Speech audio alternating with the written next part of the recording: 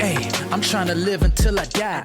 Come connect, you know it's a lewd state of mind. Yeah, yeah, talking traveling. If you wanna fly, fitness and finance, living a better life, keep it raw, no filter, living with no limit. Thank you for tuning in. Come on, let's get it. Is 92 millimeter of mercury pillar. Your heart rate is 97. 97. According to the World Health Organization standards, the measurement result is high.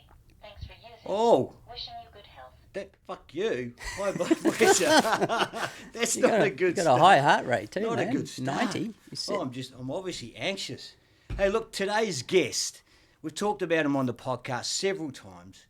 He's Have you? Yeah, we have. We've mentioned you a few times. Nice. He runs, he likes running, he drinks beer, he loves beer, he eats a lot of chips, and he loves a good Bahn Mi. He's Mav's uncle, he's my brother, he's all the way from Brizzy. Brother Andy, how are you? Give it up. Hey, mate. Mav, come on, give it up. Thanks for having me. Cheers, brother. Cheers, mate. Thank you very much for making the trip down from Brisbane. The reason why you're here this weekend is that Lewd Studios is celebrating 2 years. Mm-hmm. 2 whole years. I was here 2 years ago. It was You were. cold as hell then as well. You're a pussy. You're an old... That's the trouble with Brisbane, isn't it? It is. You get guys hate too the comfy. cold. You just get too comfy. You guys hate the cold, and we hate the heat. It's too hot. Oh, we hate the heat too. It's far too hot. Yeah. Far too hot. Yeah. Well, no, as I said, I really appreciate you coming down, making the effort. You're our first out-of-town guest. Oh, no, liar. We've had people from New Zealand. You've had the other bro. Bro. Oh, that's right, In-law. Resi. So you're not that special. I mean, thanks for travelling, but it's Yeah. not that No, it's special. all I good, appreciate all it. good. You represent with the mountain goat. You've got your flannel. Yeah. Do you? Does this pop? It does, mate. Do you ever not wear that? Oh, I've got a lot of flanos, but these are my favourite. Who did those for you, mate? This really good outfit called Holy Shirt. Did you know they sponsor our podcast? I did not, but they're awesome. They've done 2 runs of these for us. I heard the boss down there. He's a good bastard.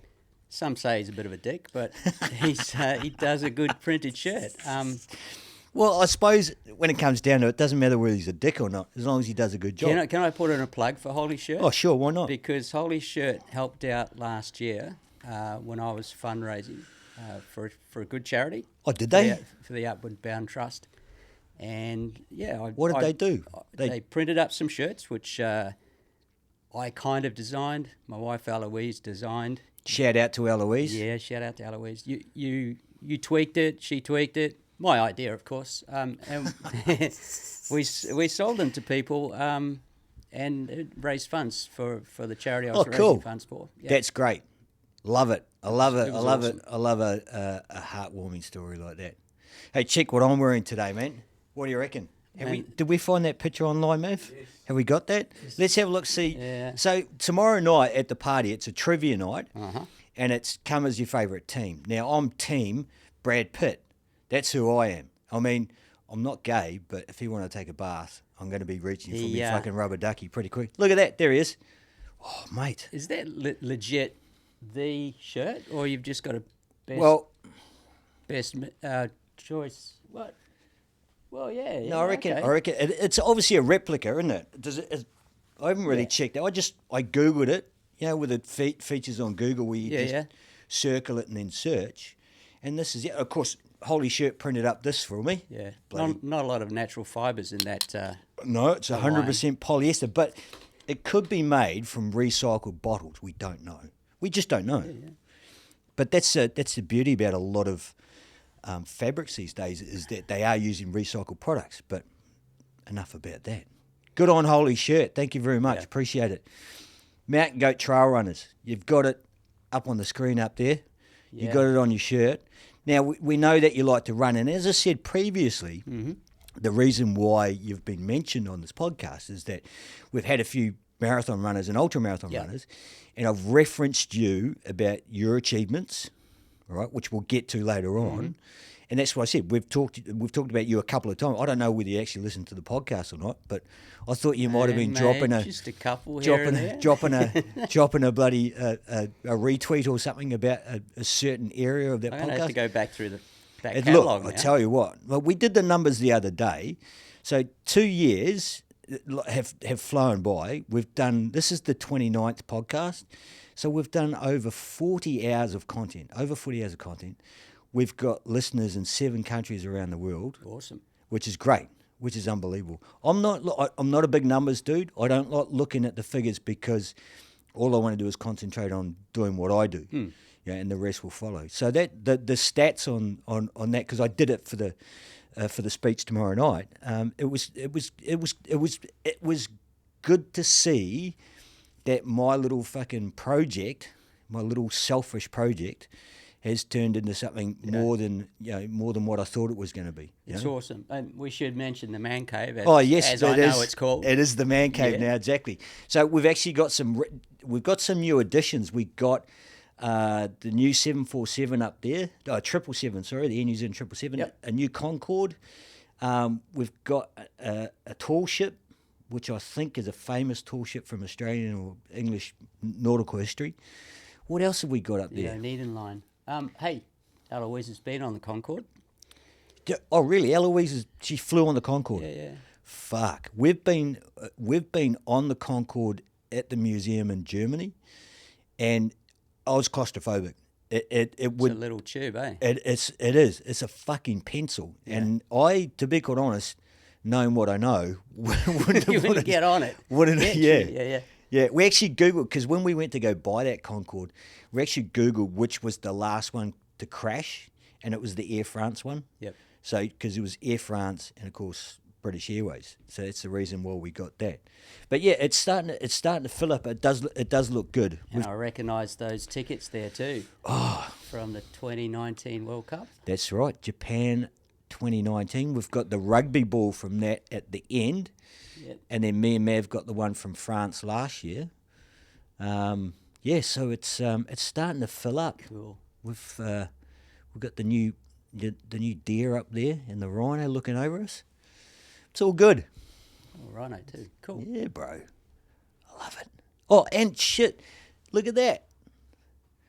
Awesome.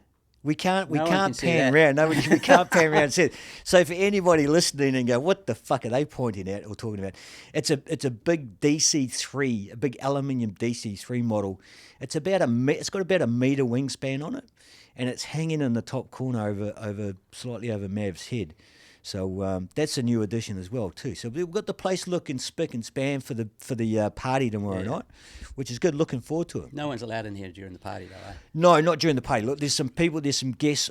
Obviously, we've invited all the podcast guests, but they're partners in that haven't been up here. Oh, okay. So before we get into the trivia, they'll come up, they'll have a look around, see what it's all about. We've got the other studio as well too, which is finished and complete, so they can wander through there. But yeah, don't bring your beers up here. I mean, I can have my beers up here, but nobody else. Beers. We've got what the hell? Look, where are we going to start? We're going to start with the Mountain Goat Runners, because obviously this relates to that, and that's the reason. So tell me what is Mountain Goat Trail Runners? The goats. Goats. The Mountain Goat Trail Runners is a club based in Brisbane, based in Mount Cootha actually. Our home run every Wednesday night is on Mount Cootha, which is, it's just outside the city. Like literally, it's one of the most accessible trail networks in the country. How long does it take to get there? Mate, you can be from the city out there in 10 minutes. Oh, sweet. Yeah, easy. A lot of the members live over that way, so it's on their doorstep. And you've got about 250 metres of vert going up that hill. But anyway, so how did I discover them? I was out running in a local trail running series one day, and I saw a couple of guys just bolt past me, both wearing bright yellow shirts. And one of them I knew. I'd met him on the trail at another event, and I went up to him afterwards. I said, mate, what's these yellow shirts? You look, you stand out like a sore thumb, like really bright. And he said, it's Mountain Goat Trail Runners, mate. we run trails and we drink beer. Fuck. You want to join? Your two favourite things. Yeah. Where do I sign up? Jesus Christ. So yeah, and it was, and that's pretty much how everyone joins. I think it's a viral thing. They see people out there having fun. They see people having a beer after a run. A lot of people when they're new to town, you know, because it's like a United Nations. Yeah, you got people new to town. They just want to meet people. They want to go out running. That's the way they meet people. So we've got people from all over the joint. We've got a Slovenian in there. We've got a couple of Ruskies, I think. That's probably not the right way to say it, but you know, there are people. Ruskies are Rusky. Do they drink vodka instead of beer afterwards? Or I can just imagine them. They're probably not even Rusky, mate. I'm just making a generalisation based on a name I see on a list. Look, we run at night, so that's the thing. When you meet people, you kind of see them in the dark, in the light of a lamp, a headlamp, with a hat on or something. You kind of don't really recognise them sometimes during the day. So you're saying running at night, is that a normal thing for you guys to do? Is that like a weekly catch up? But you're not doing events in the dark, are you? Oh, look, yeah, all the ultra events, most of the long ultra events go into the night. So if you start an ultra event at 6 a.m. in the morning, it's 100 Ks. I was going to say an ultra event's 100K plus, isn't it? No, it's officially 50. Okay. Yeah, well, it's anything more than a marathon. It's like an ultra marathon, yeah. Okay. So, but you know, you can knock out a 50 in sort of whatever, 4, 5, 6 hours. Not me, 4. Some people can, but you're getting into the hundreds. You're going into the night, and it's compulsory gear to have a lamp, a headlamp. So, yeah, it's just like I think it's a bit of a baptism of fire. People can run, right? Run on the road. You don't encounter many bumps on the road, on the footpath. So you go out and you run trails. That's a progression for people, just being on the trails, yeah? Because you got to have your wits about you. You don't want to be tripping all over the place, falling down hills. You add in dark into that, and it's again, a lot of people, it's just like a progression for them to step up, and it's great fun. So it's just they're up in the ante, aren't they? So you're basically saying going from running on a straight piece of concrete without elevation to then going onto elevation, undulating surfaces, and then you're taking light out of it. Yeah. You know? That sounds like it's just more and more of a challenge. Which is it something that people get off on? Is that the allure to it? Or look, it might be something that's just straight up. That's when we can run, when most people can run. And when you can get people together during the week. So that may well have been the catalyst, but ultimately I think people who do join and they do get onto that, it is pretty cool going out with a group at night, and you're just following other people. You don't know where you're going. It's a lot of fun. And of course, you have a beer afterwards, which is perfect, even better. So, who started Mountain Goat Trail Runners? Do you know? I do. There are 3 founding members. I'm not going to name them. I'll refer to one of them when I show you a beer, because one of the beers are named after him. You're not going to refer to the other guys, though? No? What is there a reason? No. I just won't give you the names. So 3 guys, and they were actually originally. I'm calling them out now, but they were originally triathlon guys. So they met in a tride club, I believe. And they wanted to create something for themselves. Was it intentional, or was it just? So it was. Yeah, it was. Explain to me why you won't mention who they are. Oh no, because I haven't asked their permission to give their names. That's all. But yeah, like those guys, they just got together and said, "Hey, let's start this thing." And when was that? Do you know what year we're talking? I think they're probably it's more than 7 years, 6, 7 years, I believe. Okay. I've been with them for 4 or 5, something like that. And the Mountain Goat has had no direct correlation to the beer at that point, or did it? Did they name it after the beer? Was Mountain Goat Brewery, because Mountain Goat Brewery is it's a Victorian brewery, isn't it? It was correct? Originally when it was independent. Absolutely started here. So Mountain Goats, the name of the trail running club, came first. Right? Okay. The Mountain Goats, because the mountain goats climb Verti mountains. Exactly. Yeah. So that was first. Then they approached Mountain Goat Beer and for a sponsorship, and they were sponsored. And up until very recently, they had something very similar to the Mountain Goat sort of beer logo. Yeah, the goat. Yep. Stylized goat.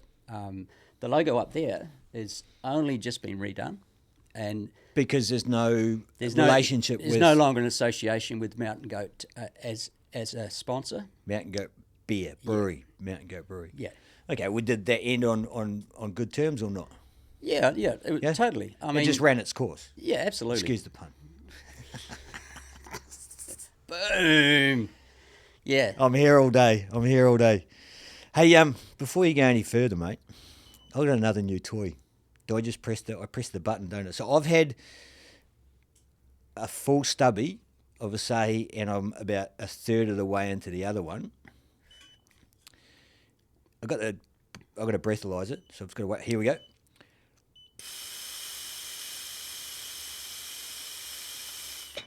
Keep blowing. Yeah, no, You've done that before, eh? Mate, I got breath tested about 3 or 4 weeks ago leaving the studio, so you got to be careful. So I'm at 0.024, so I'm halfway to 0.5. Yeah. And that's what, one and a third? so what are we saying? Well, probably 500 mils of beer. So say I've had a pint of beer. That's 0.24. But the thing is, did you want to check where you're at? I want to see, because how much do you weigh now? What's your dry weight? I don't weigh myself, so I have no idea, mate, what I currently am. But if I'm running, training, about 65 kilos. Oh, wait a minute, you got to reset it. Oh, very fuck. Dude, Fuck. that's it. No more beers for you. You can't even operate machinery. 65 kgs. That's your 65. that's your soaking wet. See, the thing is with running is you don't want to be carrying too much weight, do you? Nah.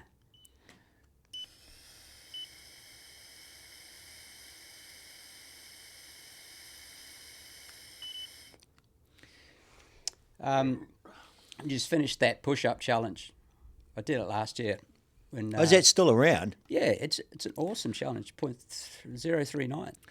Oh fuck! So you're I just higher took than a me. swig. Oh yeah. Yeah, but no, that's the thing, because they say that you're not supposed to do it until half an hour after you've had your last drink, eh? but that's what they say when they pull you over. Eh? It's the same thing. It's like if you've just had a drink. Yeah, if you've just finished a beer, jumped in your car, and they get you, well then you got to wait half an hour to get a true reading. Yeah. So would you say 0.34? 0.039. And how many beers you've had? That's not even one. Oh, did you just take a There sip? might be some residual from last night. We sat down and we had a couple of hikers last night. I felt it. I had a couple more before we got to those I hikers. felt a bit dusty. Yeah, I knew that. I knew. Well, what else are you going to do when you're waiting at an airport? Hey, drink some beers. Exactly. Now, I want to back it up a little bit. I want to back it up a lot. I do not remember this. When did you start running? Well, look, we played soccer, yeah, football. So we always ran Yep. for that. When I came over, so I played that through university, soccer. I kept it up whilst I was still in New Zealand. When I came to Aussie, I went to a club, yeah. So I went around a couple of clubs just to A play football club or a running club? Football club. a football club, just to play social soccer, yeah. So I always ran to try and stay fit for soccer. Yep.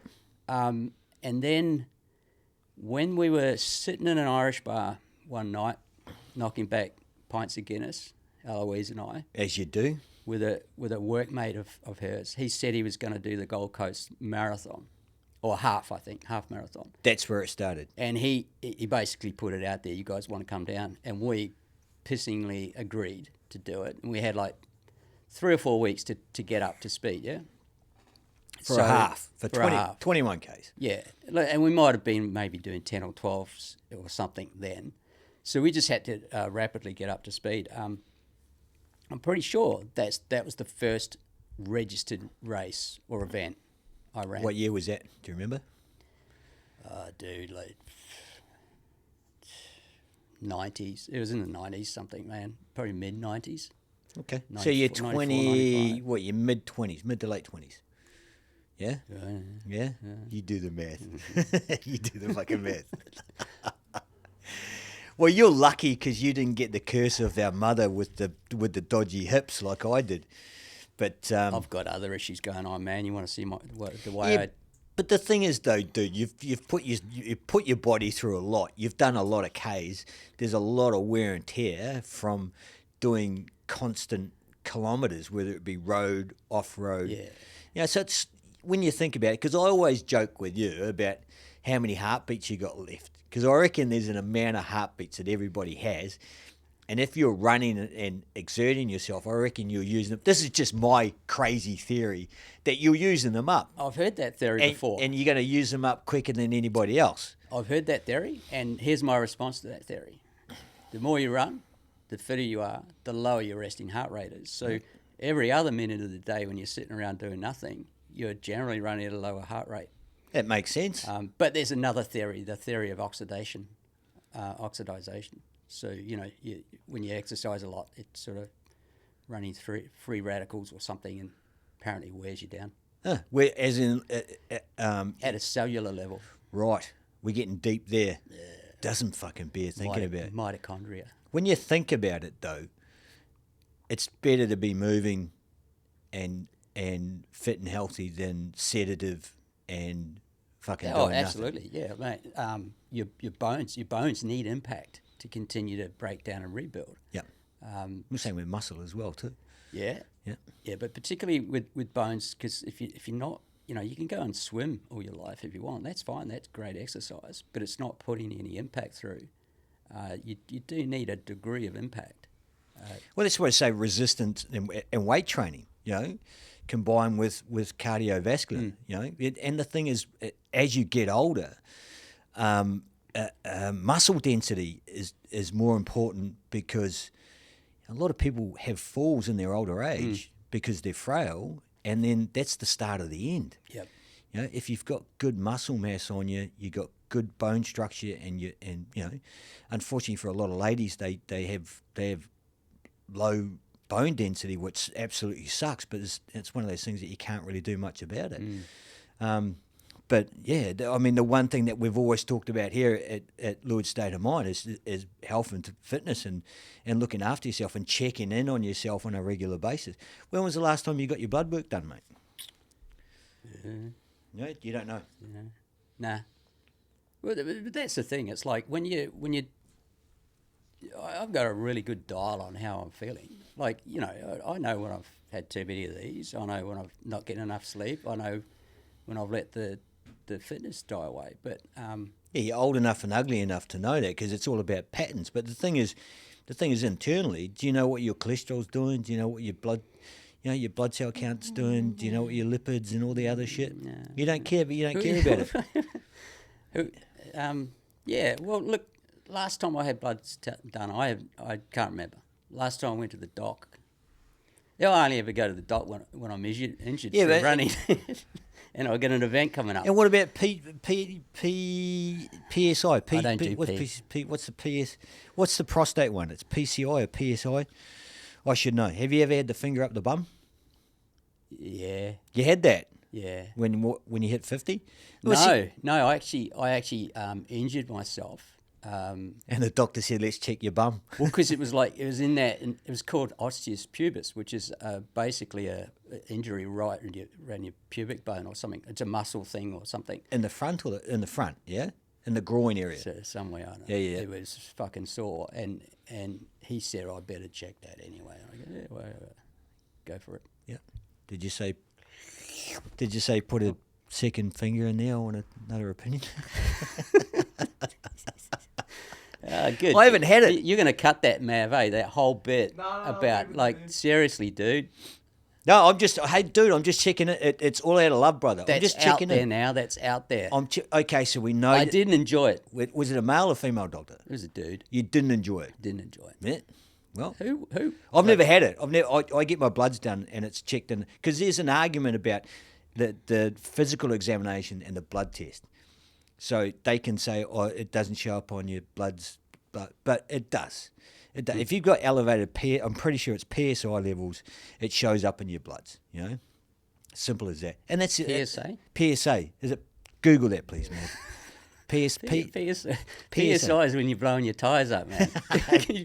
32 PSI on the front tyres. That's pounds per square inch, isn't it? Is that how that works? Something like that. Okay, what was the other question? PSA. There you go. Public PSA. service announcement. PSA. Yeah. PSA. Get them to dudes. Just go get it checked for the love of God, please. There's an awesome Public health announcement. Yeah, I think it's Always Sunny in Philadelphia. Did an episode on them getting their checks done. Yeah, can't remember now. Because there was another one I was going to talk about as well. Have you ever had an echocardiogram? Have you ever had your heart checked? Yeah, I think so. Ages ago. The one where they put you through a stress test and then they put the what's the name on your fucking on the treadmill and stuff. Yeah. Oh no, that's a no. You haven't done that? No. You don't care, do you? How old are you?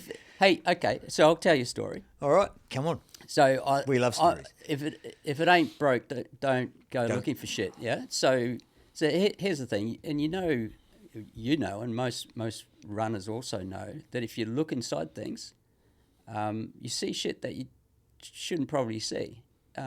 You get an MRI on your knee, for instance, and you're of a certain age and you've been running for a bit. They find shit in there and they start saying, "Oh, you shouldn't be running." It's only because you've had a look in there. Well, as you're saying, if it ain't broke, don't try to fix it. But it's Warren of Fitness general maintenance stuff. Like, you don't run your car on the same oil for 30,000 Ks. It just doesn't make sense, does it? And True that. The body's no different. You know, the one fear I have is that I don't find something soon enough to act on it. And the message I've always put across is that if you don't check, you don't find. You know, it's the same with when you turn 50. I turned 50. The government sent me out a poo test. I sent it in, and they go, "Hey, there's blood in there. Let's do a colonoscopy." All right, sure, let's do it. Let's find out. You think about it. A piece of hose that's had shit going through it for 50 years. Mate, it's not as clean as a whistle. It can't be. Of course it can't be. I must admit, that thing's still sitting in the cupboard.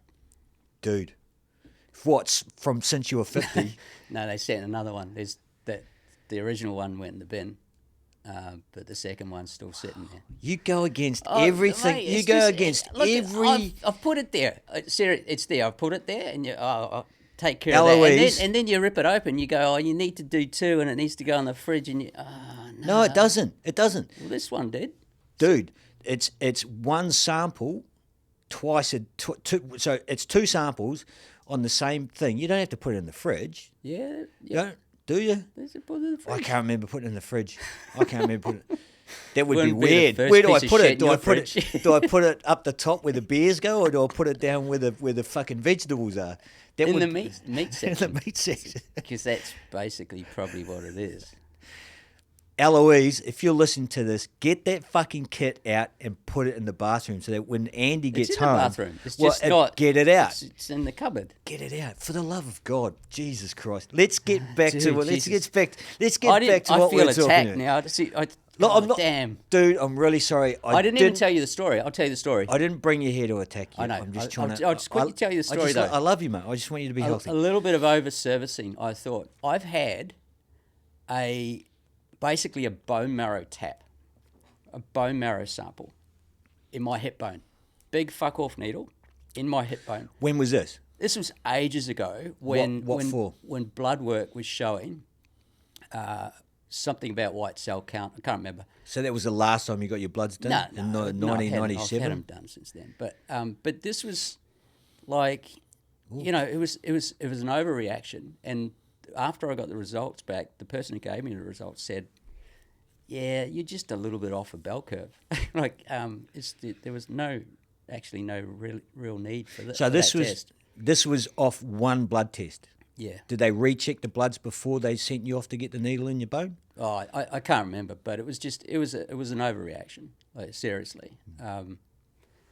I don't look, know. I'd definitely recommend, because I've had some results come back from a blood test that have been elevated, and the doc's been worried about it, like with lymph nodes or underactive thyroids. Yeah. Now, you go get a blood test generally when you're fasting, and every time I go get a blood test, it would come back elevated. I would come back to retest it. Yeah. Wouldn't be fasting, it wouldn't be a problem. I said, well, fucking, Why didn't you tell me? you do what exactly. Explain that to me. Yeah. Explain it to me. So and that's happened on a regular basis, and now it just doesn't even register anymore. It's like, well, there's other signs if the thyroid's not working, that would indicate that something needs to be done about it. But apparently it's just a pill a day for the rest of your life, and it's not a big issue. But yeah, exactly. Get it checked and then get it double checked. Do your due diligence, and hopefully it's going to avoid something that's invasive. Fuck it. I know what you're talking about. I've seen the videos. That Jesus Christ. So back to what we're talking about with the mountain goat runners and your running journey. So the first event for you was a half marathon.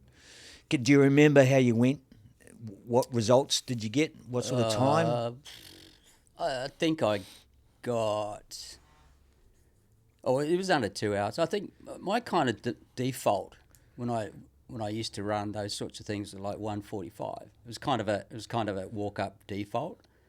That's a decent pace for like 21K. 5K pace, like 5 minute K. Yeah, that's no slouch. Yeah, but it's also kind of my natural sort of slot in running pace. Yep. Without going hard, or because I find it hard to slow down off that pace.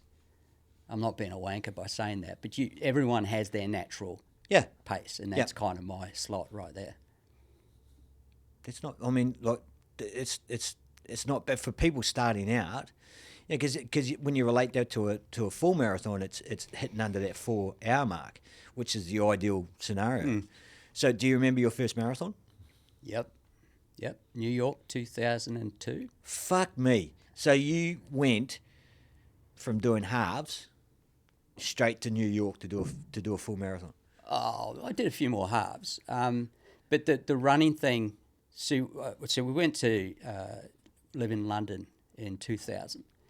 And yeah, look, we were kind of living by the river. We had the towpaths. We could run along the river, and did a couple of events there. Did a nice half marathon at Windsor, and it was a thing because London and Seppard, man, there's so many beers to be drunk there, and all you do is drink. I think that's all that's part of their culture, isn't it? Absolutely, and that's what Kiwis and Aussies and South Africans used to go there for, work and drink loads of beers and go to Europe. But it catches up with you after a while. So we got into running. I did, and I decided I was just gonna go to New York. I mean, it was a year after 9/11, and the place still hadn't recovered. Like you could get a flight across the ditch from the UK to New York for a couple of £100. That's cheap. That's Very real cheap. And What's the flight time? It's about 6 hours. 5 or 6, 6 hours. Yeah. And What's it in the Concorde? 2, I think. Man, that's fucking quick, isn't it? Yeah. Yeah, until it all goes up in flames. So. But that's the thing with the Concorde. They don't implode mid-flight. It's landing and taking off. That's the problem. Yeah, well, you flip up a piece of metal into your fuel tank. It's not a good scene. Anyway. No. But yeah, so 2002, a year after 9/11, the place was pretty depressed. But it was that absolutely hooked me on those big city marathons. Crowd guys coming out, everyone, whole population basically out in the streets. They make a huge thing of it. And because it was just a year after 9/11, it was just really touching. You saw all the firehouses, these little firehouses where they've got their appliances out, the guys there, and they're all honouring, their fallen guys. There are a lot of people running in honour of people who had gone down with the Twin Towers, but it was just the atmosphere was just awesome, and that I just entered that. Like, I had no concept that people fall all over themselves to get into them now. Like, you have to go into a draw or pay a heap of money to a travel agent. Yeah, we've talked about it. We Yeah. talked about it with Travis and that. It's insane, and I relate back again to the Melbourne Marathon. Just the amount of spectators at the MCG when they finished was just insane compared to when I did it in 2012. Yeah. Now, so your first marathon, it's a big spectacle. There's a lot of people, a lot of emotion. Did you find it hard to keep pace because of all that elevated excitement and cheering and? No, it was cold as hell, and so you just got to keep on moving, keep focused. I was pretty focused because, like, I'd never run it was like mystery. I never run the distance, so because you trained at about 32 k's, so that last 10 was always going to be a mystery, and the best thing about it was you go through the neighbourhood. So it's the original point-to-point marathon. Explain that. So you get basically bussed or you ferry out to Staten Island. Staten Island is a borough of New York, so there's 5 boroughs. So you go through Staten Island, you run across the Verrazano Narrows Bridge, you go into Brooklyn, you go into Queens, so that's 3. Yep. Manhattan, so the main island, you come onto First Ave, and that's mental. That's just lined with people cheering for you. You can hear them just as you come across the bridge. Then Harlem. What's the other one up there? You got to Google this. I can't add value to that, So mate. just up near Central Park, you've got Harlem, and You've done Manhattan. the Bronx. The Bronx, yeah. Dude. So they're all different, yeah. So back then, there were probably 30,000 people running. It's now over 50,000 people run. 30,000's a lot, man. What year did you say? 2001? 2002. 2002. Yeah, about 30,000. And so you had all these different things. So, the start on Staten Island was massive, then you go across the bridge. Then you hit Brooklyn. Brooklyn was pretty cool. You got guys playing out there, bands, house parties. Then you go through Queens, and Queens was quite sedate. It's kind of different in Queens now, but it was quite quiet, yeah. And you had a few Orthodox Jews sort of hanging around, not saying much, just quiet. Then you go over the bridge into Manhattan, and that's when it just gets mental. But yeah, it was the buzz of being the show for someone else. Like not you, not me personally. Yeah, you know I get what I it. mean? Like, I know, I get it. They get it. They're get out it. there. They're out there enjoying their Sunday by watching an event, and of just normal people. I'm sure they got elites there as well, but they're long gone. Oh, for sure. Yeah, For sure. No, as you say, it's any marathon is an event for the competitors, for the people watching, for all the volunteers. It's a big deal. And it takes a lot of moving parts and a lot of people to make it happen. Does the New York Marathon raise money for anything in particular? Does it change, or has it always been something for something or some charity? Look, the main charity marathon is London. New York definitely has charity runners, so people who are raising money. But London's known as the charity race because they basically allocate a load of entries to charity runners, and all of the marathons do that, but London's the big one. So the reason why we've talked about you previously is that we've had some runners and ultra runners. They've done marathons, and there's an event, a world event, which includes 6 marathons, Mm-hmm. and you've done them all. Now we've had, as I said, guests that have done 2 or 3, and they want to do the 6, and we've actually said that it's actually really hard now because of entry for certain events to get into. So you've got a little medal over there. Let's have a look at that. So this is what's it called? Let's have a look. Hold that up to the... That's the World Marathon Majors 6-star. There you go.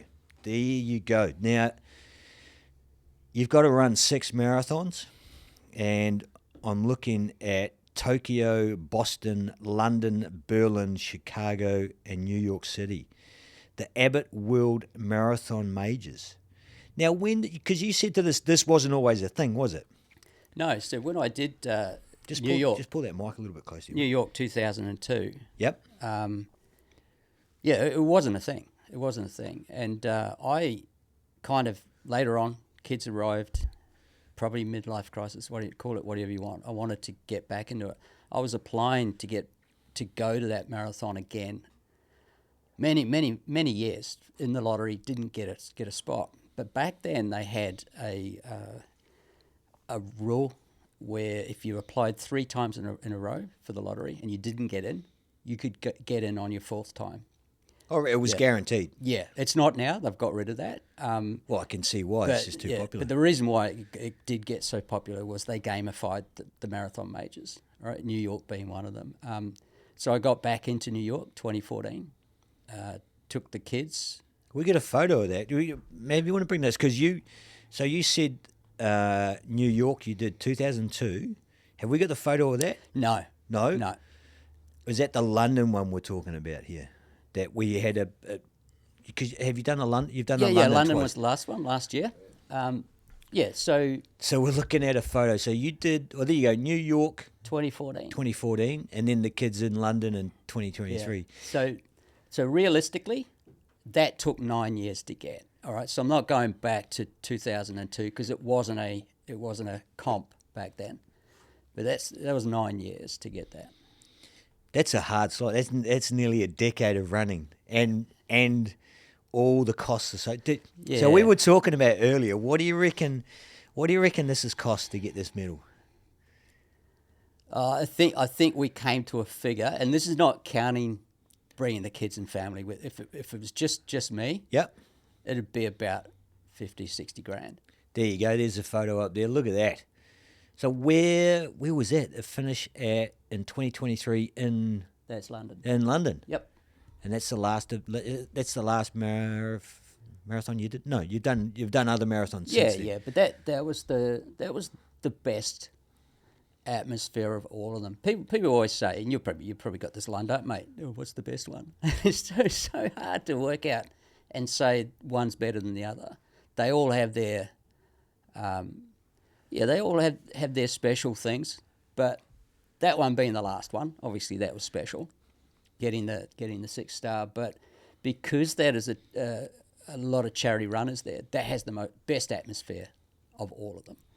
It's mental. And what's the capacity now? Did you say 50,000? Sorry, London.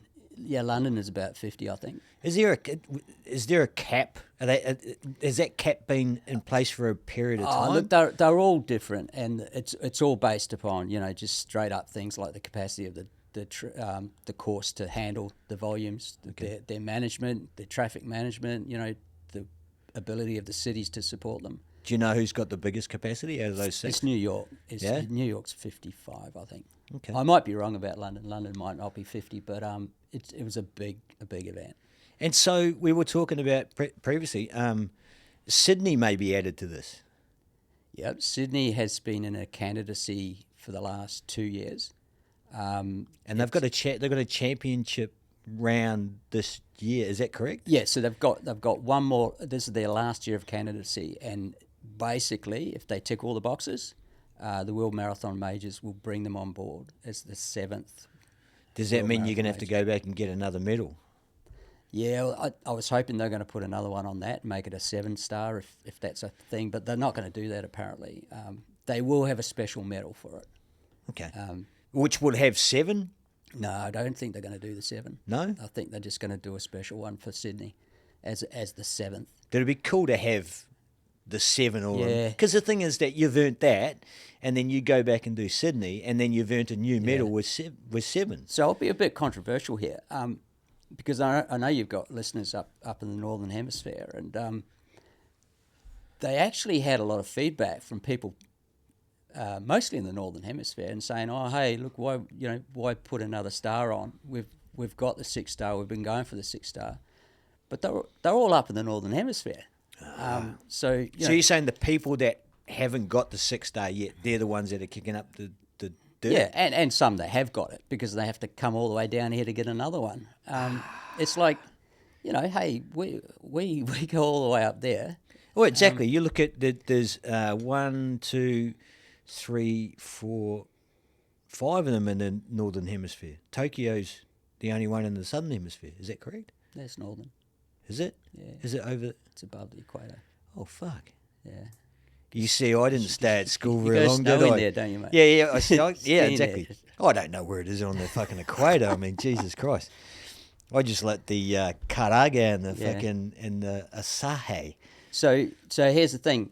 The other candidacy race, there's 2 others. One I think is in China. The other one's in Cape Town. Oh, And look, Cape Town, given the number of top runners that come out of Africa, Cape Town's at elevation too, isn't it? No. No? You're thinking not Durban. You're thinking Johannesburg. True. I Yeah. was. So Africa should by rights have a major. Because that's where all the top runners are coming from. But why over Australia? Why doesn't Australia deserve it?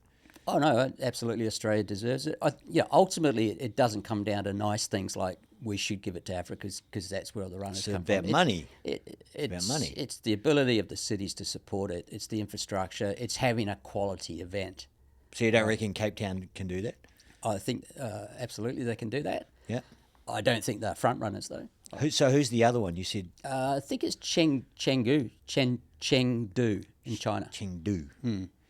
Wonder what the fucking pollution rate is. Yeah. Have you been to China? I've been. I can't go there. We can't. I know. I was just going to say I've been to Hong Kong, but No, dude. are that we saying doesn't- that's China? No, well, if you want to be technical about it, I'm pretty sure China claims that, like they're trying to do Well, with Taiwan, but we're not political here. It's- You haven't yeah. been to mainland China, is what you're saying.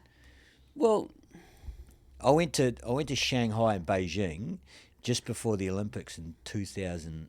It was 2006. I was there, and the pollution was fucking terrible. We didn't see the sun for 4 days. yeah. No, but what I'm saying is, officially speaking, I have been to China because Hong Kong sits on the island and mainland. Sure. Right. So Okay. it is now China. Yep. Okay. Cool. I won't. Let's not go there with Taiwan or Chinese Taipei. No. Let's just not go there. Definitely not. No, we don't want to be cancelled or ridiculed or commented on. Mate, that's pretty fucking special, isn't it? Because as I've said previously, with the people, with Travis and the guys that have been, that's all they want. This is all they want to achieve, And it's a great thing to aim for. But as you say, there's a lot of cost. What did we say the cost was? What did you say? 50K? 50 or 60K. 50K. It doesn't bear thinking about. But Well, so we weren't talking about the amount of runners and shit that you go through, do you? So how much do a pair of runners cost for you? And how long do they last? So here's a tip: I never pay full price. Well, Right? And what are you doing? You get them out of the back of the van at the, you the Coles car park? You got to stock up. So when the sales are on, you got to stock up. So I'll buy 2 or 3 pairs every time there's a decent deal on. Makes sense. But I You got a brand you like? yeah, like Asics is kind of my everyday stuff. Nike is the Vaporflies, my racing shoes.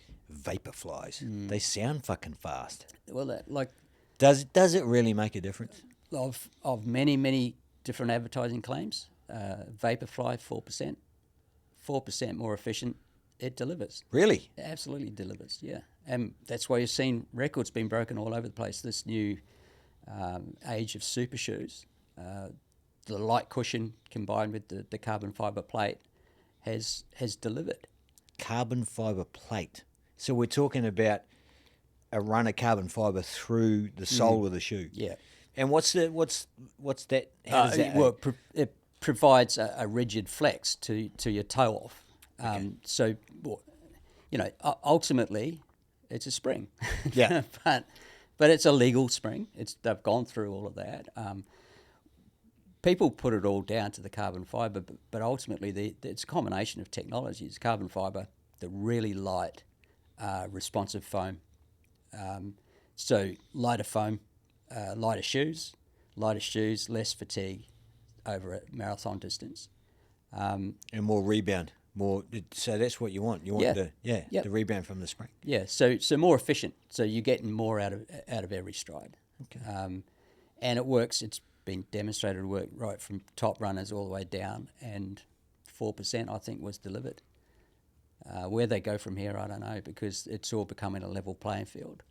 For a while, Nike had that nailed. Well, that's the thing is, like, how far can it go? Like, is there, and what's legal and what's not legal? So where are the lines drawn? So if you're running a marathon at the Olympics, you can only run in a certain type of shoe. Is there a type of shoe that's illegal? Yeah. So stack height, they've deemed that you can't go any more than, I think, 38 mil. I might be wrong on that. It's 30-ish mil. So it's about that on the sole. Yeah. So that doesn't run completely through, does it? No, generally It'll there taper will be down. a taper. Yeah. Generally, maximum sort of 10 mil drop or taper. But they've deemed, so different rules are, there's that, so that it can't be more than a certain stack height. It also needs to be commercially available, so you can't get like a Black Ops thing come straight out of the factory. So you'll be able to buy it from a fucking athlete's foot. Absolutely. Yeah. Absolutely. But there are illegal shoes which you can buy, and people do run as amateurs in events. They're not getting hauled up for it, but nor are they breaking records or winning. So Okay, well, let's talk about illegal shit, because I like going dark. If you're a runner, all right, you can do some illegal. You can easy on the equipment, bro. If you're a runner, you can do some illegal shoe stuff. You're saying that can be done, all right? Mm-hmm. What else can a runner do that is deemed illegal? What else can they do? What comes down to that term illegal? Yeah, because there's against rules, right? There's a moral. What about drugs? What about performance enhancing drugs? What makes a runner run faster? Is there a compound that is illegal that makes a runner run faster? Oh yeah, absolutely. In the professional ranks, there's probably remember Ben Johnson. I think he's one of the most famous ones. So I think that was EPO. But Ben Johnson, he was a sprinter. He was a sprinter. He wasn't. I'm talking about like long distance athletes. Yeah. Because that's the thing is like EPO. Well, actually. Fucking who's the cyclist? What's his name? Lance.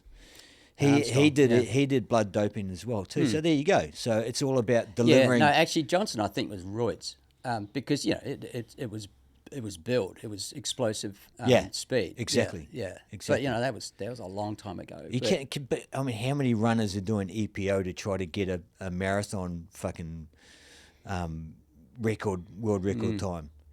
You know. Because if you look at these, so who's the marathon? Who has the current marathon record? You should know this. Well, it's interesting. Well, it's Kipchoge, yeah. Yep. But you want to pull up? It's Kipchoge. Eliud. Kipchoge. But there was a guy who you're gonna may have to correct me on this, but it was broken by a young guy, because his record, right, is not an official record. So his sub 2 hours is not an official record. Why is it not official? Because it was assisted. It wasn't in an official event. It was a Nike sponsored event or something with Nike or Reebok. Nike's behind him. But there was a guy who died in a car crash recently. Young guy who had a huge future ahead of him. I believe he broke Kipchoge's record. How do you pronounce that name? I say Eliud Kipchoge. Eliud Kipchoge. Yeah. So you say he was the guy that did the unofficial record? Yeah, he's done sub 2 hours. But that was unofficial. The record's what, 2 hours and 1, isn't it? Yeah, something like that. There you go, 1:59:40. Holds the unofficial record at 1:59:40 and missed bettering his previous official world record of 2:01:09 at his last race in Berlin. Think of the new marathon mark. So if you pull up current marathon world record, I think you'll find the name of the guy who I can't recall. There you go. Don't have to type it all, mate. That's what Google's for. Sorry, I'm not telling you how to do your job. Fastest marathon times. There you go. Rightio. What do we got? Kelvin Kipton. Right. Yeah, so he did that in Chicago. So he's done 2 hours 35. Yeah. And Calvin is now dead. Oh, he died. Yeah, he died in a car crash. Do you want to bring up that name, dude? Kelvin Kipton. When did he do that? When did he do that record? Chicago. Was it last year in Chicago? Yep. Is Chicago flat? Yep. Flat as. There's only like one bit where you go like in a little underbridge sort of thing. Out of the 6, is it the fastest? No, the fastest is Berlin. That's really flat. Ah. Yeah. Yeah. So that was really sad, man. wait a minute, He had wait a minute. such a future ahead of him. He was only young. He was a Kenyan long distance. Can you just blow that up for me, mate? So Kelvin Kipton was a Kenyan long distance runner who currently holds a marathon record as of 2024. He ran 3 of the 7 fastest marathons in history and was ranked first among the world's men marathon runners. Now, he died. When did he die? When was that? 11th of Feb. He died at 11th of Feb this year. Yep. Oh, shit. R.I.P., dude. That sucks, man. When you get something like that sort of talent, was he driving? Do we know? Was he just a bad driver? I don't know. There's a bit of a, like, if you dig further, there's a little bit of conspiracy stuff going on about Whoa. it. Potentially might have been. You heard it first Knocked here on off or Louis' something. State of Mind. Yeah. Old Kelvin. Kelvin was knocked off. Yeah, because you see that, yeah. So some strangers visited his home, all this sort of stuff. Like it's a bit. Cause of death revealed after marathon record holder died aged 24 before police arrested 4 strangers who visited his home. Wow. There's some dodge. It's deep and dark, isn't it? Yeah. That's the trouble, man. You don't want to be the best of something or discover something because you're going to get knocked off. Yeah. All these conspiracy theories about people that have designed engines that run on water and all this stuff. They're just and the Boeing guys, the Boeing whistleblowers. Oh, Boom. yeah. I There you go. heard about that. Yeah. Hey, don't shut the fuck up or you're dead. Today's podcast is brought to you by Hiker Brewing Company. Oh, I don't know about you, dude, but Hiker just ticks all the boxes. It's a great independent craft brewery located right on the doorstep of the Tui Forest in Brisbane. It's a fucking great little spot, isn't it? Hey? Recently awarded as top brew pub and having a Cloudscapes hazy IPA debut in the Gabs Hottest 100. Man, it's pretty hard to get in that, hey? They've done really well. Hiker has made an early impact in the Queensland beer scene. They're actually opening a second brewery and tap room located in East Brisbane. So, mate, they're kicking goals, ticking boxes. So the guys at Hiker are also associated with the Mountain Goat Trail Runners. These guys and girls, they run trails, they drink beer, they love it. It's great. It's symbiotic. So check out hikerbrewing.com.au. Go see them. They're at 81 Pentax Street in Salisbury in Brisbane. I love my new toys. I don't like the blood pressure one though. That's it.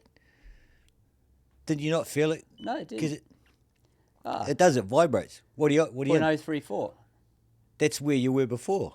Pretty much, eh? All right. So I'm on my third beer. I'm on my third beer. I'd be drinking more if it didn't make me burp so much. You're all right. You Gracias. can burp. What's it doing? It's counting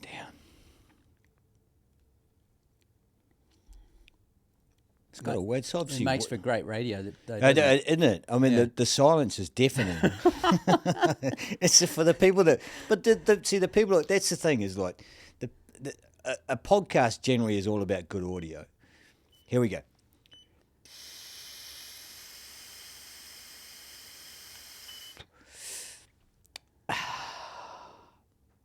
Analyzing, and your result is dun, dun, dun, dun, dun, dun. Oh, 0.87. What? I'm over. Well over.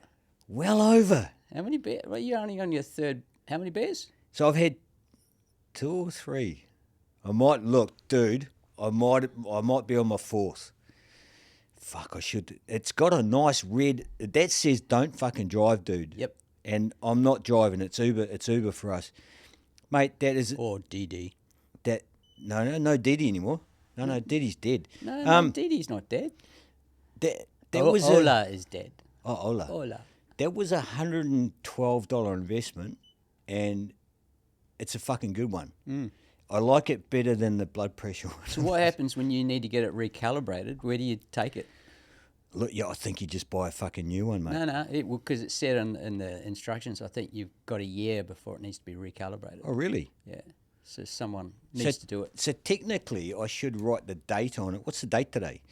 It's the... It's the day after the 4th of July. It's the 5th. 5th to the 7th. My birthday in 5 days. 2024. Right, so a year from now, that needs to be calibrated. Look, to be quite honest, as I said, it's a great tool, but when you think about it, what am I? I'm 84 kgs. I've had lunch 3 hours ago, and I've had 3 beers. I shouldn't be driving. Simple as that. Yeah. Another health message: don't drink and drive. Thanks for that. Have you been done for DUI before? No. He's got a big smirk on his face. What's DUI? Oh, drunk Driving under the influence. driving. It's American driving. Or what do we call it in New Zealand? Driving with excess breath alcohol. Is it driving? Well, yeah. There's another shortened term. For it. Anyway, I am going to admit that I was done for DUI when I think it was in my late 20s, early 30s. And back in New Zealand, which is where it happened, there was a culture of you get away with it until you don't get away with it anymore. But the trouble was, that's how people fucking die, and that's how people kill other people. And we're talking, 20 years ago. So it's insane. It's insane. I mean, we were talking about our kids and that, or your kids, and about drinking, and the culture has completely shifted because A, they can't afford to drink anymore. Yeah. And B, there's just this more of a health awareness, and they just don't want to put this shit in their body. Look, absolutely. I mean, my kids come back from whatever class. It might be science. It might be just normal humanities or whatever. And the message is it's poison. Absolutely is poison. Alcohol is a poison. Yep. It just happens to be a poison that your liver can deal with in small volumes. Well, when you think about it, your liver's doing and your kidneys are doing the hard work, aren't they? You know, but when you think about the resilience of those two organs in your body, it's fucking amazing. It is. It's what you can put your body through, and what it can What are you regenerate. saying, like benders? Well, you classify a bender because the thing is that we know the Kiwi and Australian drinking culture is a binge drinking. That's what our generation has been brought up with binge drinking. We may not drink during the week, but we go fucking smash it Friday, Saturday, Sunday sessions, or even early in that Thursday night, Friday night, Saturday, Sunday. That's binge drinking. You know? But, the official definition of binge drinking is more than 4 standard drinks in a session. Okay, so I'm up so there's to probably 1.2 in that, 1.5. yeah. So like that, this is so technically I'm around the 4 standard drinks right now. Scientifically speaking, you are binging. You know that the only thing I equate this to, and that amount, I don't think about the poison or the alcohol or the standard drinks. I think about the calories. That's all I'm thinking about. that I'm thinking about, okay, what's that, 100, I think the standard Asahi is like 120 calories. So I have 3 or 4 of those, that's a meal. That's, you know, you got... Oh, they say a pint of Guinness they call it the black sandwich. It's a meal in a glass. It is, it's fucking good though, isn't it? It's fucking good. Anyway, enough about drinking our faces off. Well, actually, we're gonna Speaking of beer? Speaking of beer, People say I say beer wrong, so just that's how I say it. Sorry, Beer. Beer. Beer. I just say beer. is that because you're Kiwi, or is it No, I think it's just a me thing. just a you thing? Yeah, Beer. Does it sound odd to you, Mav? Beer. Sounds like beer. Oh, Yeah. beer. Yeah, Sounds like beer, as in like the grizzly beer. yeah. Oh, beer. I should say beers. Beers, mate. Get on the fucking beers. Beers. You bloody It idiot. just doesn't work for me. Sorry. No. It's beer. Beer. Yep. Or in Japan, it's biru. Beer. It's beer. Nome biru draft beer. We're not talking about draft beer. Look, we've got a shout out to the guys at Hiker Brewing Co. Hiker Brewing. And another reason why we've mentioned you previously on the podcast is that you've brought us a couple of sponsors, and of course they're alcohol related. The previous one was a non-alcoholic beer. Yeah, Athletic Brewing Co. Yep, shame, done. No longer distributing here in Australia. Oh, they're an American company, yeah. Yeah. Yeah. The market wasn't. Look, they've just got more opportunity to exploit, as American companies do, exploit in their own country. So, yeah. Well, when you think about it, it's about population, isn't it? You know, population. It's like the difference between here and the US is just tenfold. And shipping stuff over here. Like they made it clear that they weren't going to set up brewery operations or licensed brewing operations because they didn't want their secrets out. So until they can set up a brewery themselves. Oh, it was just about holding on to intellectual property. That was it? That was why they were shipping it over. Right. That's not why they pulled the pin. They pulled the pin because it wasn't, financially viable compared to other opportunities. Well, it makes sense. I mean, when you're importing anything, and especially alcohol Or non-alcohol. or non-alcohol, so the one benefit with the non-alcohol is there wouldn't have been any alcohol tax on it, obviously. Yeah. So it's no Absolutely. different than importing a can of Coke. Yeah. But Coke's manufactured locally, isn't it? Yeah. It's like Asahi. This is manufactured in Australia. Sydney. Yeah. Yeah. So Asahi is one of the 2 major brewing conglomerates in the world. So you've got Asahi and you've got Kirin Beverages. Is that correct? Mm-hmm. They're the 2 major players. in these markets, yeah. I mean, of course, you've got Heineken, you've got SAB Miller. Yep. You got some other big boys, but down here, they've got it nailed. Yeah. So if a note to our listeners, if you want true Asahi, you want the Japanese brewed Asahi, buy the 500ml silver cans. And No, mate, no. They're now brewed here as well. Oh, fuck off. You can go across a ditch in New Zealand, you can still get the original cans. That's the closest. When you'll did get this them. change? It's been a while. Of course, you would know because you're all That's over the the first shit. thing You're I all freaking look at. And, you're all over the shit like a fucking fat kid on cake. I mean, Yeah. Jesus Christ. I'm a bit anal in that regard, and there's a reason for that. It's not like that I don't mind drinking free beer. It's beer. It's like, What do you mean free beer? Isn't my free beer now? I don't mind drinking free beer, but Well, we are trying really hard to get Asahi on board, but it hasn't worked. And look, it hasn't worked so far. I mean, shit, I love the product. I've been to the country. I can't say enough about it. But hey, I mean, we're just small fish in a fucking big sea. But I do really enjoy the product. I mean, the thing is that you only know if you know. And for anybody drinking Asahi here that hasn't had Asahi in Japan, you wouldn't know the difference. You wouldn't know. no. You wouldn't know. But for connoisseurs like yourself, Now let's get back to what's in front of you. Now, Hiker Brewing are the new sponsors of Mountain Goat Trail Runners. Yep. So they've taken over from Mountain Goat Brewing that was predominantly Victoria based, correct? Well, yeah, I mean, it's nationally available, but yeah, it started off in Victoria. Okay, so it's because they sold out to, so they were independent. Yep. Okay, so what we need to do, we need to clarify a couple of things for our listeners. explain to me what an independent beer brewer is versus a non-independent. So there are different definitions around the world. The definition in Australia for craft breweries or independent craft breweries are those that do not do more than 40,000 litres. It's got 40 in it, but so there's a limit in terms of capacity, brewing capacity. So they need to be under that limit and not be owned by a corporation or a brewer that is over that limit. Right. Right. So, but, the easiest thing to do, and it won't be on these labels, I don't think. Oh, it is actually, is just look for the label, the independent brewed label. Right. That's how you know you've got a true independent craft. Mav, can you brewery. bring up that logo for me, please? Independent brewery logo. Yeah. Because the problem with the term craft is that anyone can use that. Yeah, because we didn't mention the craft. I was saying independent brewery. So, so the craft is significant in it encompasses. Yeah.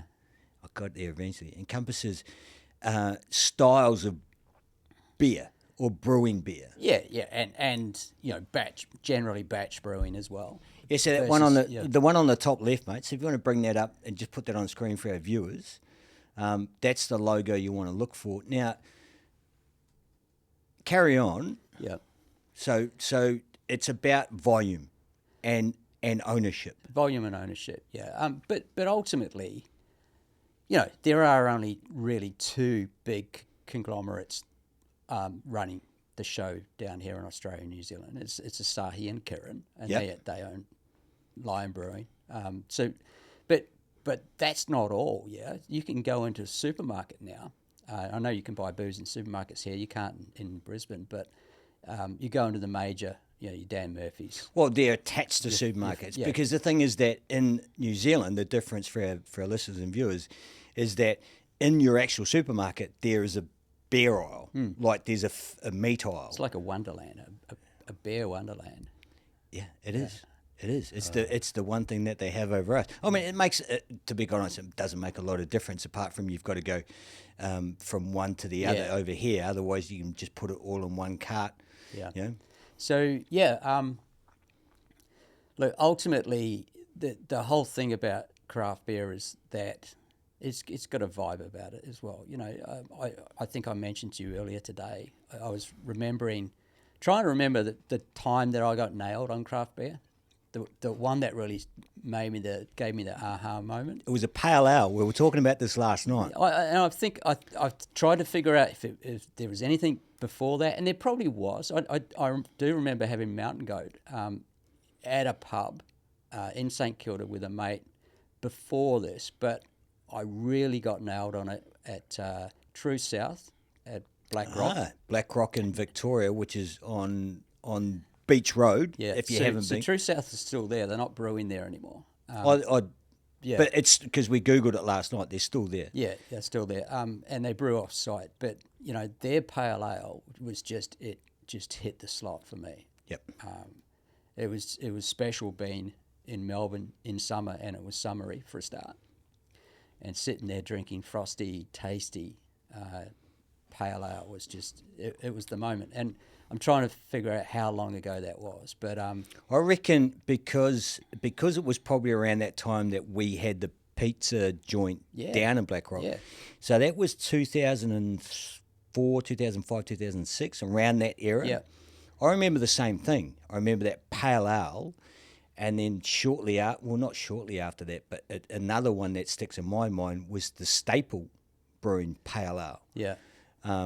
Which was the same thing, because when you think about the evolution of craft beer, are we saying that it started with the pale ale and then went to all these exotic combinations? Well, I don't know. In terms of individual journeys, that was mine. Others, there have been craft beers in Australia for many, many years. I mean, you remember Matilda Bay Brewing.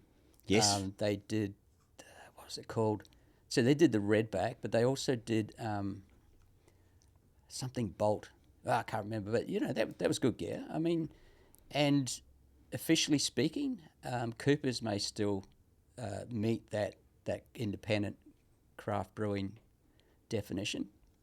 Well, they had a bit of a controversy a number of years ago, which involved Bible stories, which put a few people off. We're going right back to where we started, Hiker Brewing Co. So they're on board, right? You know the guys at Brewing. You're obviously there's not much you don't know about brewers and brewing, especially in the Brisbane area.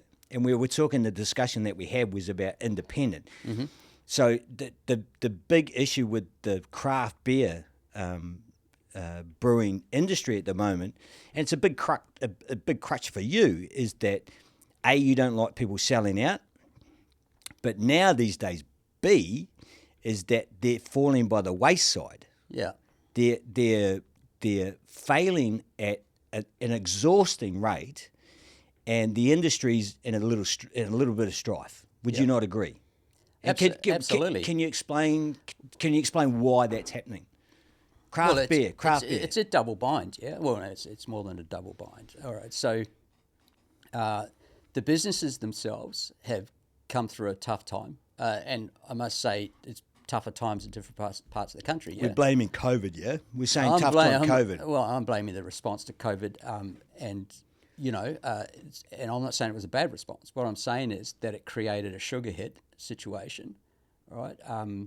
And it delayed, kicked the can down the road. So the can being paying taxes and duties and loans. And when they came calling, a lot of businesses, not just brewers, found themselves in a tough situation. It's like the mortgage situation at the moment, isn't it? Well, that's the other bind. Yeah, the other bind is at the same time, everyone's discretionary income's, gone backwards. Cost of living. Yeah.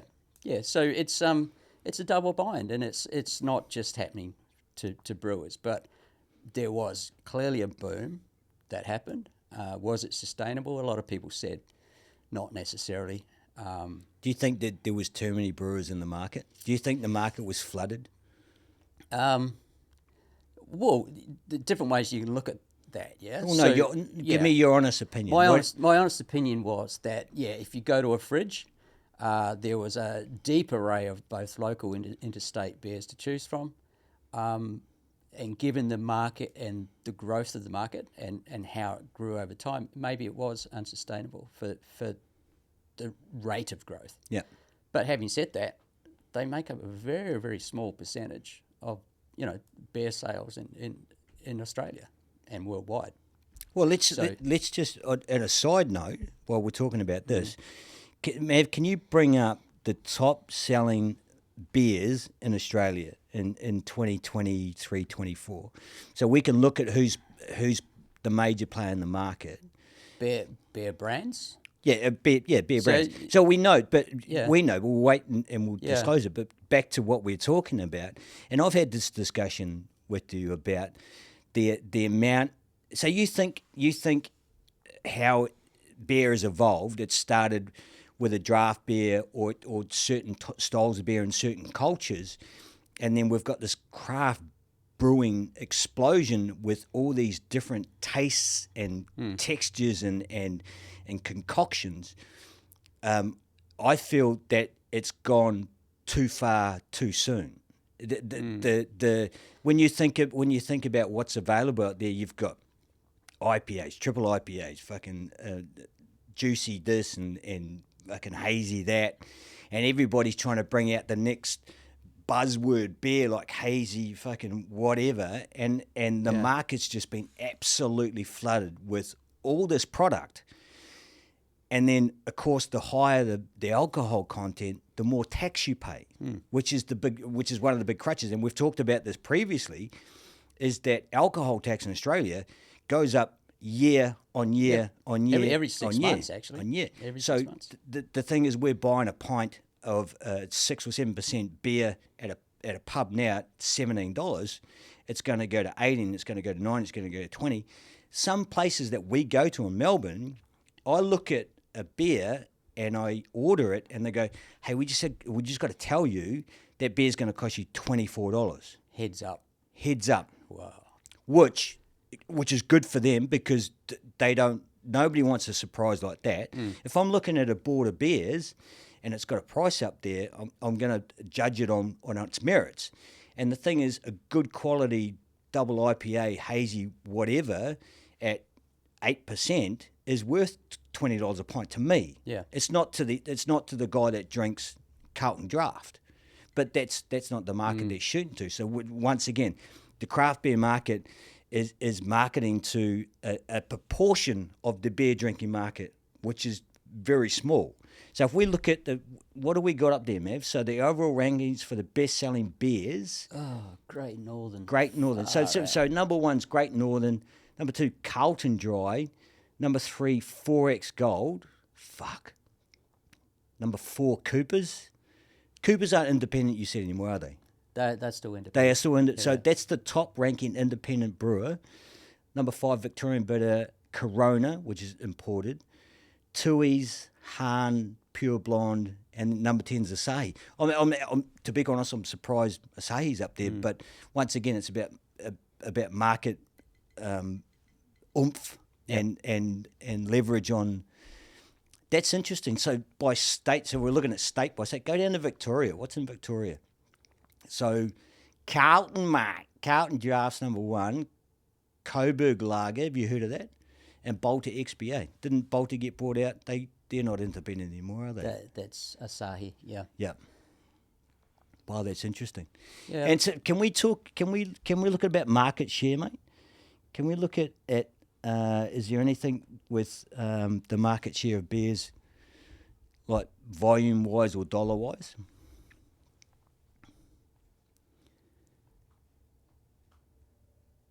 Are these, just side note, are these companies listed on the stock market, or are they Which one's the independents or the big? big boys? big guys? Are the big guys Well, listed? I'm pretty sure both are. Yeah, they're big companies in Japan.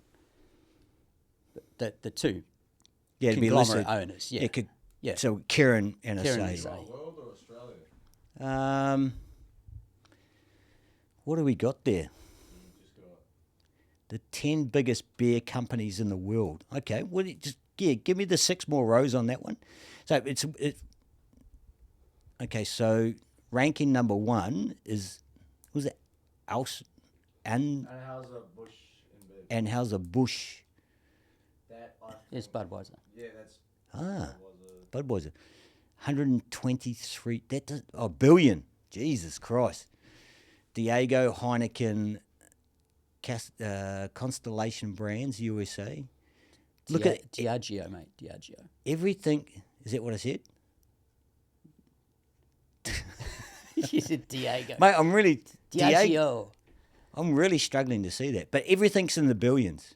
I say Kirin Holdings is number 10 in the world. China Resources Beer in Hong Kong. Really? I wonder what brands they do. Kirin Holdings Japan. 11.31 billion. Yeah, look, I mean, and this is the thing. Okay, do me the top 10 independent brewers in Australia. Let's see who's up there in regards to that.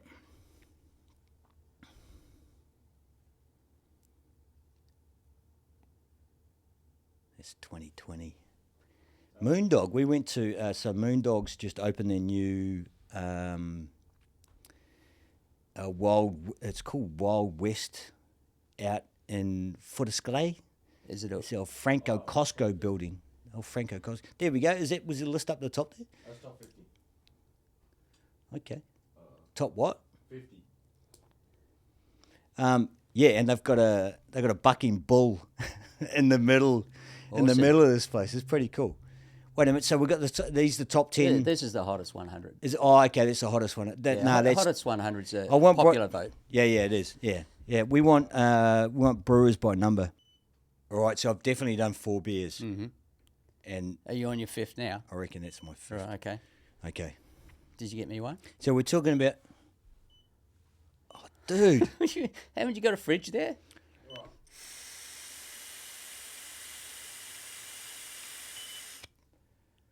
Let me guess. Hey, guess away, mate.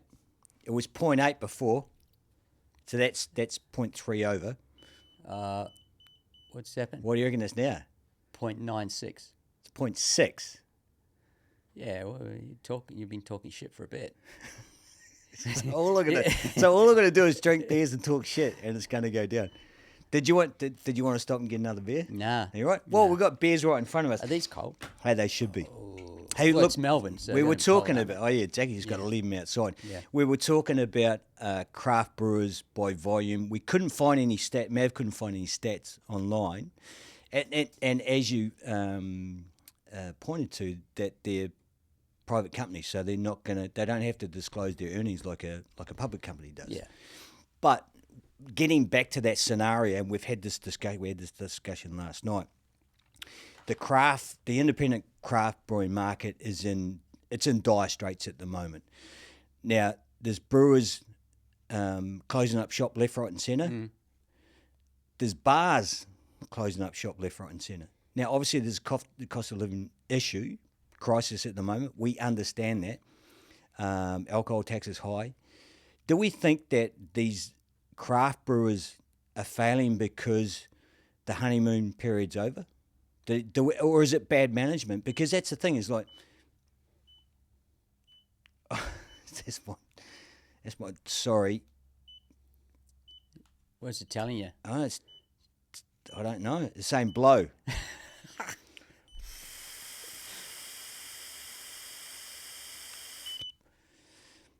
Maybe it wanted a second sample. It wasn't happy with the first one. Now, so my question was, is it bad management or is the bubble burst?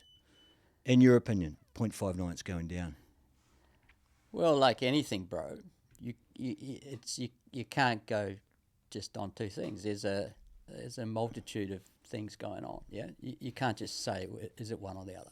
Well, okay. So you explain to me the perfect storm that is causing these places to close up.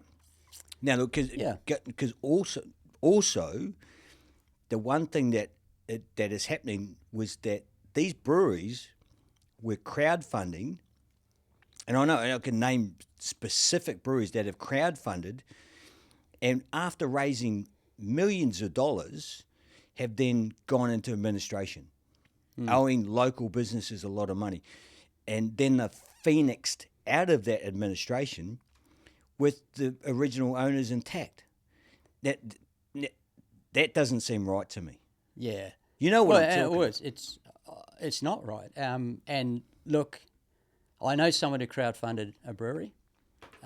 We all discussed it. We all thought that it would be a fun idea. No one thought it would be a great investment idea. No, it's not. When you look at it on paper, it's about emotion. It's not about numbers and dollars and cents. Absolutely. It makes no fucking sense to buy or invest into a brewery because you love the brand. Yeah. But, mate, I've got to say, though, it's not all doom and gloom. There are some breweries who are absolutely jamming it, all right? Because... Name. Who's jamming it? Who's top of the heap in your mind? Who's doing better than they should? Oh, better than they should? No, they're doing as well as they should because they're ticking all the right boxes. So Range Brewing in Queensland and Brisbane has been one of my favourite breweries for many, many years. And they've just closed down their Victorian outlet, which is probably a smart move. Well, Victoria, it's clearly the market has been oversaturated and the population has been, in terms of disposable income, has been knocked back. But, these businesses also had to go through the world's longest lockdown. Yeah. So, but these are just one of many factors. Range Brewing consistently pop out top quality product, awesome branding. The guys who run it are great guys. That they're edgy. They run their own. They run their own beer fest, right? Smart. Yeah. Hospitality is a lot to do with it. So food and beverage, and a place, a really nice place to go.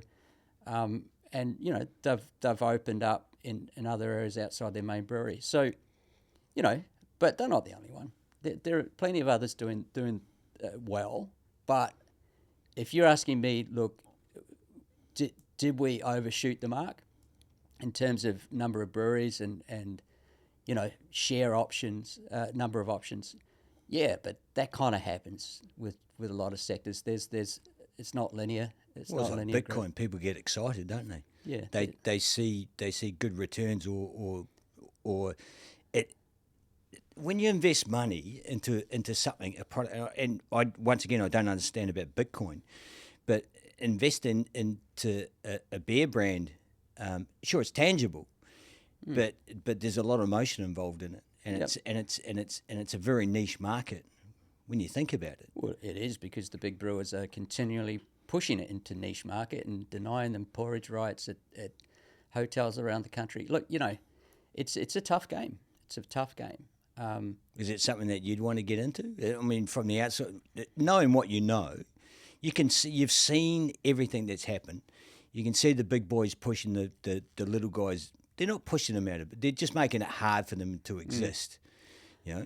Look, all of this, what we see around us here, is creativity, yeah? Oh, we're talking about the studio. Yeah, it's creativity. And I think those who continue to be creative with their beers, their product, their labelling, their marketing, their hospitality, their channels to market, and we'll talk about that shortly. Yeah. But, if you continue to keep that edge of creativity, you don't fall into the sameness of just having a beer in a fridge at a bottle shop, and it being at the mercy of choice of whoever's standing in front of them and what level it sits on the fridge and all of that sort of stuff. So what you're saying is, in a unique market in its own, you have to be unique.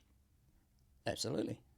It's a market. If you want to be top of that market, you, as I said with range, you need to be ticking all those boxes. And look, Hiker Brewing is, to me, there's a vibe. There's a brand story there. Yeah, it's called Hiker Brewing. Hiking, we call it tramping. Tramping. But so, I haven't heard that phrase for a long so time. it's outdoors. It's You know the owners, don't you? You know the owners personally? Yeah. Do you want to give a shout out to the owners? Daniel and Phil. I know them enough to very slightly hesitate in saying their names. But yeah, look, you know them by face. Yeah, look, the brewery is sitting right at the foot of the Tui Forest in Brisbane. It sounds picturesque, Yeah, doesn't it? Look, it's a reserved habitat. It's got koala in there. It's got wildlife in there, and so it's alignment, brand alignment there. And look, the relationship with the Mountain Goat Trail Runners is that same alignment. We go and have runs there every second week from the brewery into that bush, that forest. Oh, cool. Is that in the same area that you originally talked about? No, it's on a different side of the town. Okay. And this is an initiative of Hiker. Okay. But you need run leaders to go and do that. So the Mountain Goats volunteered to do that. And finishing up at a brewery is better than, if not as good as, finishing up in a car park and having a beer. It's the same sort of vibe. It's marketing fucking genius. It's gold. Yeah. It's fucking So gold. let me take you up on that point, because marketing and a little old trail running club, having a beer sponsor is one thing, yeah? But having that beer sponsor offer and facilitate personalised labels, club labels on that beer is another thing. So we'll just break that down. What they've offered Mountain Goat Trail Runners is a range of your own brewed beers, which is what we're looking at in front of us. Yeah, own labelled beers. So I'll point out that the beers are mainline brewed. Okay, right? but they're labelling specifically for Mountain Goat. And this is what we're sitting at. Okay, well, let's start left, right. What are they doing for you guys? Actually, I got one quick question. Any one of the owners, are they runners? Are they? Yeah, yeah, absolutely. So they've got this affiliation, this affinity with running. Yep. They love beer. They love everything that you do. They're in a perfect location, and it's tick, tick, boom. Yeah, Pretty much. absolutely. And look, the Mountain Goat Trail runners drink beer, not just after a run. They've got their personal needs to take care of as well. So, Yeah. where are they going to turn to? It's a nice symbiotic relationship. That sounds amazing. Let's start from. Look, we've got an orange can. Well, you My want to say, left? yep. Start with your left. My What do left. we got? DPA, Dale Pale Ale. Let's have a look at this. Now, there's obviously a story behind every beer. These all have a story. It's 4.5% pale ale. You ready for this? Oh, fuck it. It smells amazing. What's the story behind this, Andy? This one is named after the club founder, Chris Dale. He's Pommy geezer, He's a geezer. originally from Stoke-on-Trent, same place that Eloise is from. You're right. Yeah. You having a laugh? Yeah, no, he's he doesn't talk like that, by the way. It's more northern, I couldn't do a northern accent. more northern. Oh. He's an awesome, accomplished athlete. Oh, I shouldn't have probably poured all No, that in there, dude. mate. Man. You've got three. You got three more beers. It's all right. We'll edit it out for you. How's that? No, don't do that, don't you? I'll scull it. You get Yeah, to do it. so Chris Dale. And by the way, we had a vote on our banter page on Facebook to name these beers. Yep. Right, so this was by popular vote. Well, that's how it should be, shouldn't yeah. it? There should not be a one person regime on the naming scenario. So- That's what you call a communist state, isn't it? Or is it? No. What's the definition of that? He's going to politics again. Just hold back. Named after one of our founding fathers, founding members. It's all in caps. I was going to say founding fathers. They're putting themselves on a pedestal, An aren't they? absolute force of nature, Chris Dale. Stuff doesn't get much more pale than Dale. Yeah, he's a bit pale. A right bloody champion geezer for sure. Nice. Yeah, and I've got to say, any beer tastes good after a A long run. 9-10 Ks and Yeah, about yeah. 500 verts. Is that what you're doing on average after every session? Like, But generally 8 to 10 Ks and about 500 metres. so that's 5 minute. What are you doing? 5 minute Ks? Fuck, no. No, No, 5 minute Ks. Not 6. Not in a club event. No, like we might have 20 or 30 people, Oh, okay, so and we need to let people catch up. and you're all sticking together. It's Yeah, not yeah. like just every man Yeah. for his own. And no one's doing 5 minute Ks on the trails at night. At night, that's right. It's at Not night. in the single tracks anyway. So yeah, this is a really tasty but got a little bit of bite in it, eh? A little bit bitey. Yep. Um, It's look. It's not high alcohol. It's very smooth on the palate with that little bit of bite. It's good. I like it a It's lot. one of my faves. What are we going up next? All right, this one's a cool little story. We have the Chirwa Juice Hazy. Another 4.5%. It's a cool little can too. Is it the same as the other? No, it's different. What does this sound like? Probably sounds like the other ones. I've got to make room for it in this glass. Is this making you thirsty, Mav? No. That's what you're supposed to say, man. Yes. Correct answer, my 15-year-old son. Wow. What have we got? So I You won't, all right? I won't read the story. Yeah, Oh, no, here we go. bring Here's it, his bring can. it, Here's bring his can. So we have a bear mile every year. A beer might explain. Bear mile. A bear mile is when you run 400 metres. Well, you have a bear. So you scull it. Yeah. You run 400 metres, you scull another one. You run another Only 400 400 metres. Well, it's a mile in total, so you do that. Oh, right. Four times. Right. So There's 1.6. but Ks. it's a yeah. Yeah. But 1.6. it's a trail bear marathon, bear mile, I should say, and it's awesome, and it happens on a private property out in Chua, west of Brisbane. Chua. And, did I say chua? Yeah, you said something weird. I said kiwi. Chua. Give me a look at the can again. Yeah, I said chua. That's chua. CHUWIR. Excuse me. Oh, Jesus. Yeah, so this always has a water hazard, depending on the climate, what's happened during the year, the rains. It could be full, it could be half full, or it could be just really muddy. And that's known as chua juice, right? You get that on anything. You get it under your fingernails. Oh, you're talking about the dirty water? Yeah. Yeah. You get it in your clothing. Does You it get look? Does it look like that? Well, it's hazy. It's definitely hazy. It doesn't look like the beer looks better. But, yeah, so that chua juice ended up on the clothing of someone who was being transported in my van one year, the Vangabus van. He sat on the front seat, and this is someone who we'll talk about shortly. He sat on the front seat, and it leached into that seat. It never came out. Oh, Never came out. Had to sell it. fuck. What? That van Had to or sell the seat? No, the van. The van went. What? But was it stinky or just a stain?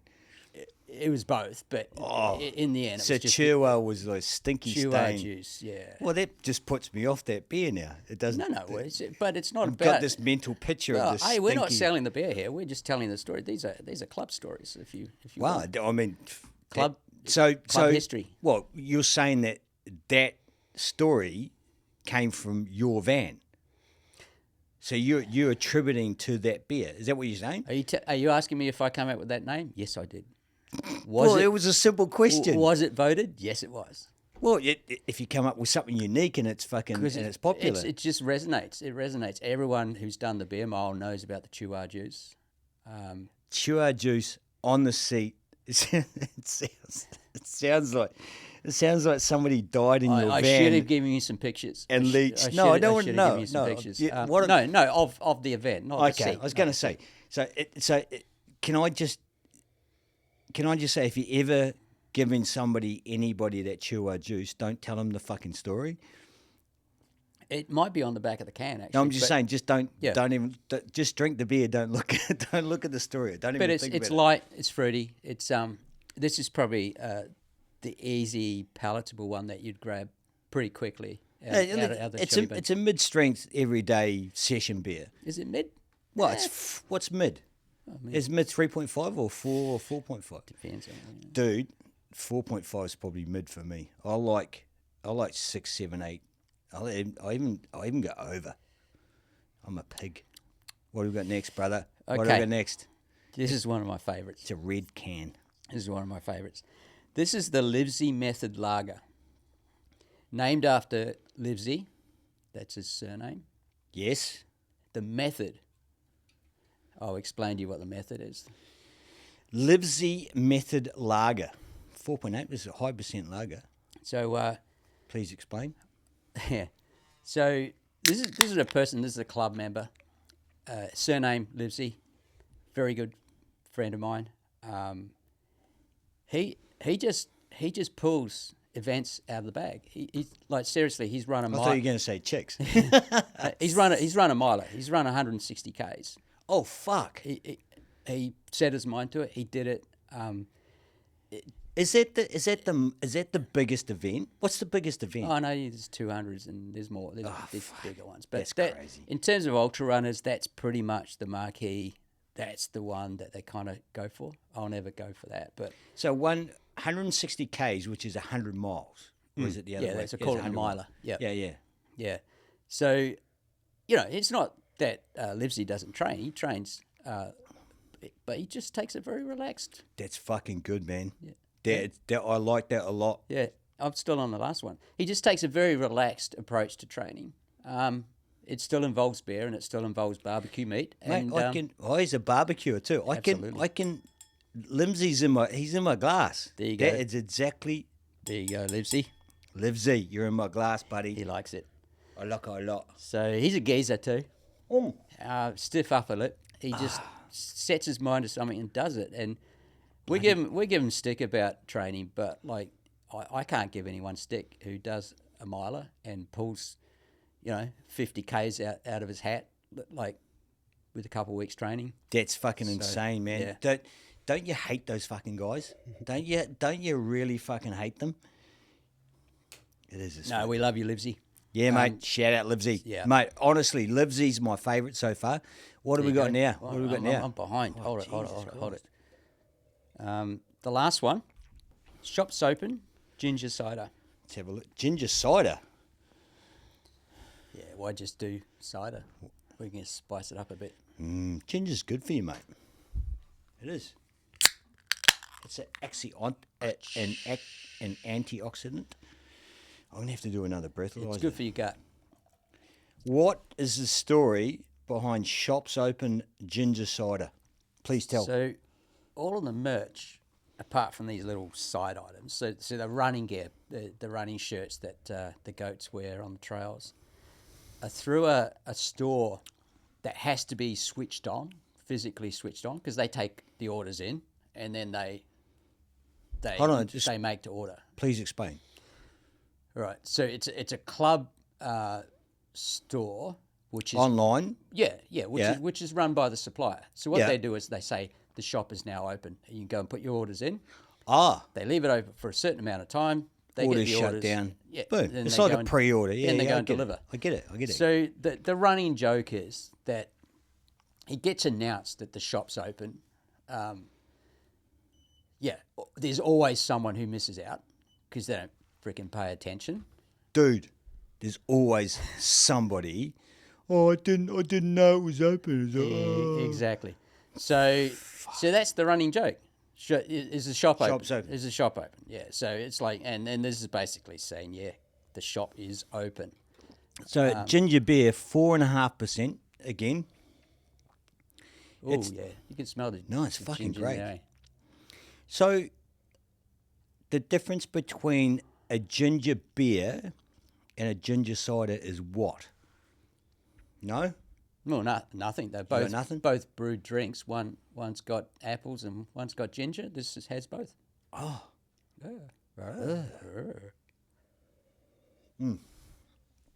That is refreshing. It is, That eh? is really free. And it's not overly sweet. No, It's, you're right. It doesn't, and it's not puckery either. So it's just in Puckery. What's puckery? it's in the zone. All right, I've had so I've had basically a taste tester. Now, once again, shout out to the guys at Hiker Brewing Company. Thank you very much for supplying Luid State of Mind with product.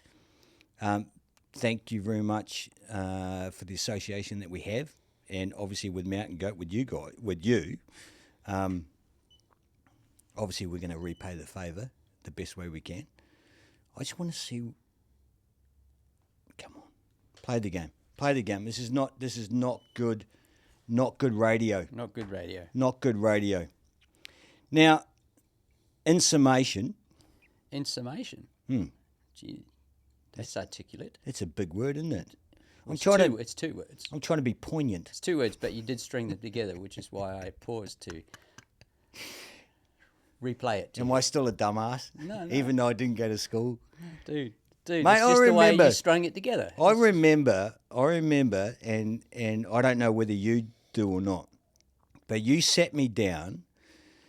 I think it was just before or just when I was starting my first business, when I was 20 years old. I was going to start my sign company, and obviously you've got a marketing background, and we sat down. I think it was at what was the Irish bar or the Cat and the Fiddle. You remember that? We sat down and you said, this, that, and the other thing, and I took a lot away from that as to what I should and shouldn't do with regards to marketing and business. Oh, was that me regaling you with my marketing knowledge after university? Dude, with it, obviously you were university Because educated. I had no outlet for it. No, so you were,